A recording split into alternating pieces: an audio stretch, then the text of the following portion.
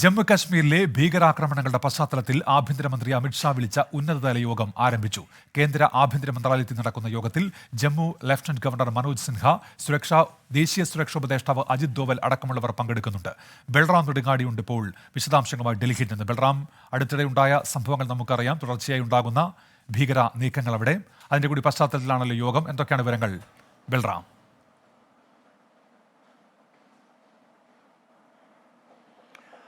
ഉന്മേഷ്, കഴിഞ്ഞ ആഴ്ച തുടർച്ചയായി 3 ദിവസങ്ങളിലായി റെയ്സി, കത്വ, ഡോഡ എന്നിവിടങ്ങളിൽ 4 ഭീകരാക്രമണങ്ങൾ ഉണ്ടായിരുന്നു. ഇതിൽ 10 പേർ മരിക്കുകയും പോലീസുകാർ അടക്കമുള്ള 7 പേർക്ക് പരിക്കേൽക്കുകയും കൂടാതെ ഒരു CRPF ജവാൻ വീരമൃത്യു വരിക്കുകയും ചെയ്തിരുന്നു.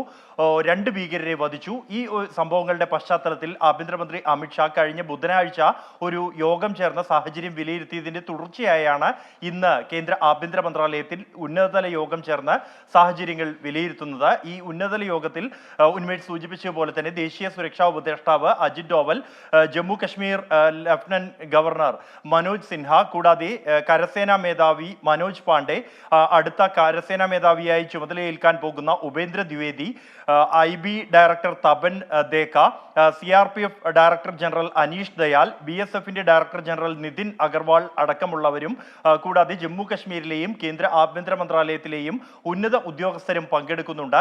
പ്രധാനമായും ഈ ഭീകരവാദി ആക്രമണങ്ങളുടെ പശ്ചാത്തലത്തിൽ കൂടുതലായി നുഴഞ്ഞുകയറ്റം വർദ്ധിക്കുന്നുണ്ടോ, അങ്ങനെയെങ്കിൽ അതിനുണ്ടായ സാഹചര്യം, അവിടെ ഈ ഭീകരവാദികളെ പ്രതിരോധിക്കുന്നതിനായി എന്തെല്ലാം തുടർ നടപടികൾ സ്വീകരിക്കേണ്ടതുണ്ട് എന്നതോടൊപ്പം തന്നെയാണ് അമർനാഥ് തീർത്ഥയാത്ര ആരംഭിക്കാനിരിക്കുകയാണ്.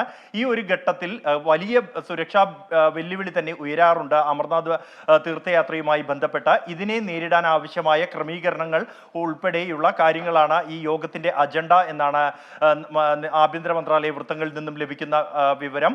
ഇതുമായി ബന്ധപ്പെട്ട് സ്വീകരിക്കേണ്ട മുൻകരുതലുകൾ, ജാഗ്രതാ നിർദ്ദേശം അടക്കമുള്ള കാര്യങ്ങൾ സംബന്ധിച്ച് ഈ യോഗത്തിൽ തീരുമാനമുണ്ടാകും. ഉന്മേഷ്, ശരി. ബൽറാം നെടുങ്ങാടിയാണ് വിശദാംശങ്ങൾ നൽകിയത് ഡൽഹിയിൽ നിന്ന്.